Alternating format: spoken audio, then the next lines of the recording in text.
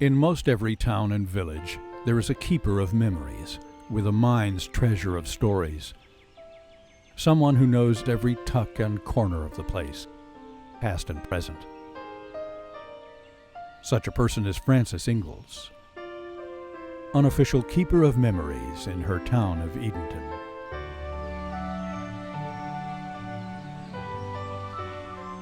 Favorably located on Albemarle Sound, the town was once the colonial capital. Since that time, it's accumulated a wealth of history. Frances knows a great deal of that history, especially relating to one of the town's most prominent structures, Cupola House, originally built for Lord Granville's land agent. Landscape designer Phyllis Conklin is given a tour by Frances. Oh, isn't that beautiful, that Cherokee rose growing on the fence? Her history with Cupola House began when it had fallen on very hard times. Well, the same local family preserved it for 141 years when they were living in it, but when the last of the old ladies was selling off everything she had, even to selling the paneling in the downstairs to the Brooklyn Museum, the townspeople realized what was going on and that they were losing one of the town's major treasures.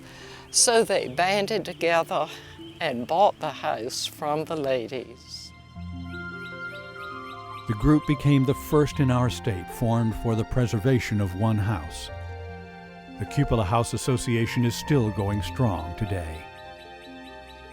We tried to get the Brooklyn Museum to sell it back to us, but they wouldn't dream of it, so we photographed and measured and had a very fine craftsman, Wilbur Kemp, in the next county who did the main work. But volunteers have always been important in the Cupola House Association.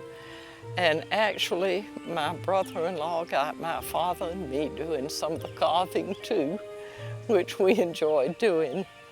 Father did all the egg and dot molding around the windows, and I did the little rosettes over the mantel and some of the little escutcheons too.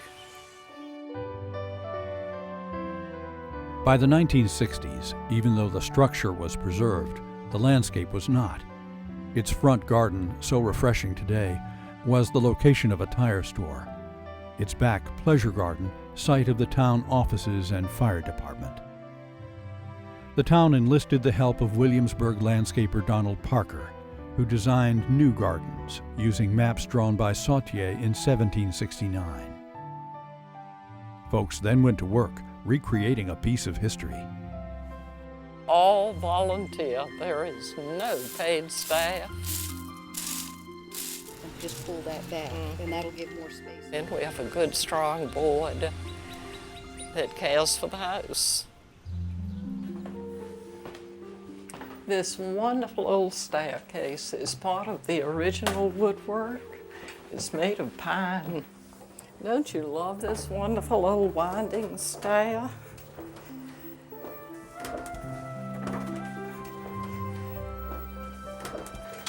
And the view from up here is so great.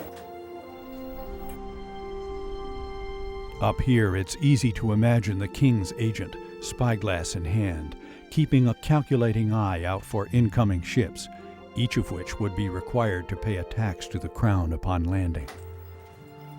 And have you noticed etched on this glass the names of two little girls? Sarah P. Bond lived here, and her friend Margaret L. Cofield must have been visiting her. Sarah evidently liked writing on windows. So remember you we will, Sarah Penelope Bond.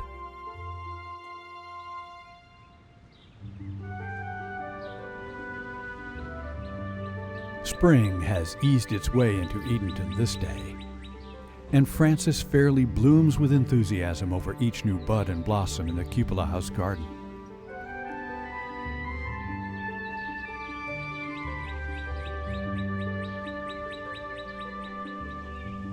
Frances's own garden has developed from her love of preserving heritage species.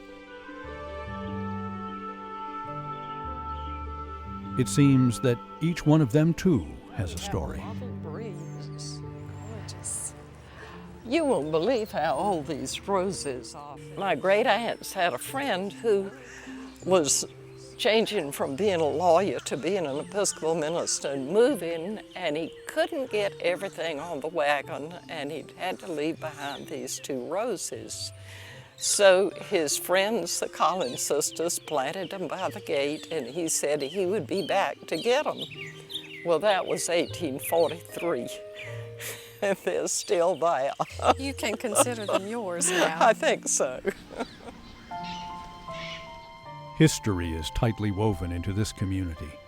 There was even an Edenton Tea Party of sorts, where 51 local women signed a pledge against British tea in accord with their Boston brethren. The first political action of women in this country that we know of. Edenton is justly proud of the action of those ladies. The unique character of Edenton is evident nearly everywhere. Although it was moved here in later years, the Barker House looks out regally over Edenton Bay to a view that still beckons, as it did no doubt, to 19th century seafarers. Recent history in the form of the upstart Hurricane Isabel dealt a harsh blow to Edenton, but neither the beauty of this place nor its spirit has been crushed. Amazingly, Cupola House was relatively untouched. Frances was sorrowful, however, at losing some huge trees in her own backyard, but thankful for having avoided other significant damage or an injury. In time, these vivid memories too will become well-worn threads in the town's increasingly rich tapestry, as the tales about Isabel are told, retold, and perhaps embellished a little. Just ask the keeper of memories. Just ask Frances.